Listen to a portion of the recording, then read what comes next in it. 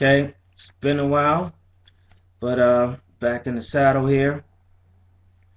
Um, I just got finished watching this video over in Greece. They're throwing Molotov cocktails at the police, and the police are shooting water cannons and tear gas back. And it's due to the austerity measures and the budget cuts, which are looming here in the States right now. Um, I've seen what 50, possibly, $55 billion cuts to defense spending, $55 billion cuts to entitlements and things like that, and so it's going to affect everyone. Um, and I know here in the States we're so isolated. We got two oceans on either side of us, and some of these things that happen seems like it's happening on a distant planet, but it's not. It's only a few thousand miles across the Atlantic. You see right there in Greece what's happening. Let's not fool ourselves into thinking that it will not or that it cannot happen here. I'm not saying that it will.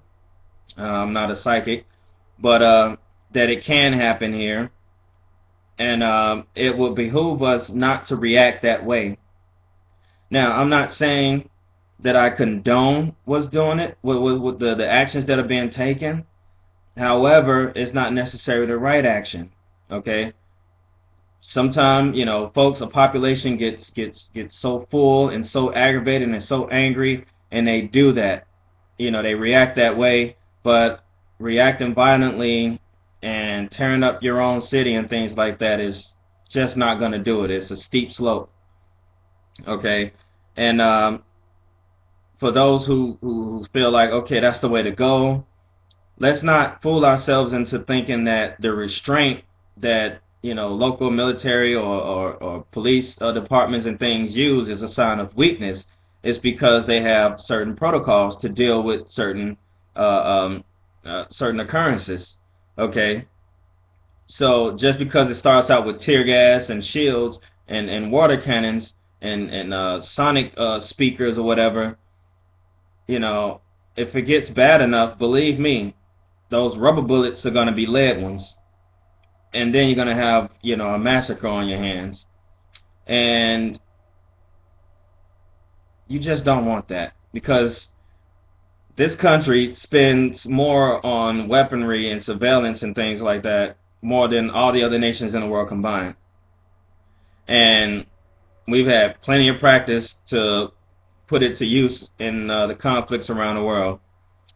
Let's not fool ourselves into thinking that they won't be used here, that those tactics won't be used here. You hear about the drones, you hear about the camps, and you hear about all the NDAAs and all this other stuff. So, it's one thing to defend yourself, but you don't want to go on the offensive against something like that.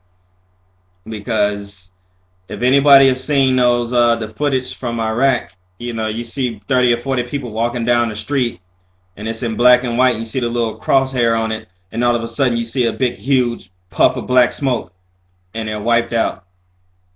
Just that quick. They had no idea what was hitting them. They had no idea that they were taking their last breaths and their last steps. They were on their way to, cause some trouble or whatnot. So, I mean, really, we have a few rifles or whatnot, and, everybody want to, feel stronger, but, that's only going to go so far. So please keep those things only for defense of your loved ones and belongings and things like that in your community. All right, and I'll just read from Proverbs here when it says, this is chapter 1, verse 10. My son, if sin has enticed thee, consent thou not. And if they say, come with us, let us lay wait for blood, let us lurk privily for the innocent without cause. Let us swallow them up alive as the grave, and whole as those that go down into the pit. And we shall all find precious substance. We shall fill our houses with spoil. Cast then thy lot among us. Let us have all one purse. My son, walk not thou in the way with them. Refrain thy foot from their path. For their feet run to evil, and make haste to shed blood. Surely in vain the net is spread in the sight of any bird, and they lay wait for their own blood. They lurk privily for their own lives. So are the ways of everyone that is greedy of gain, which taketh away the life of the owners thereof.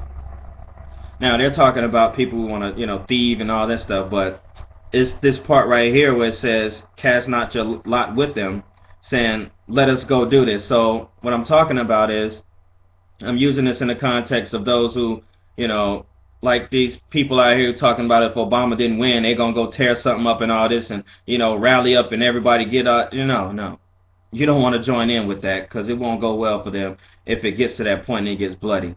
Okay, and I use another passage from Proverbs 17, verse 11. It said, "An evil man seeketh only rebellion; therefore a cruel messenger shall be sent against him." Okay. And that cruel messenger will be live ammunition instead of rubber ammunition. No more tasers and shields and all that stuff. We're talking about a massacre.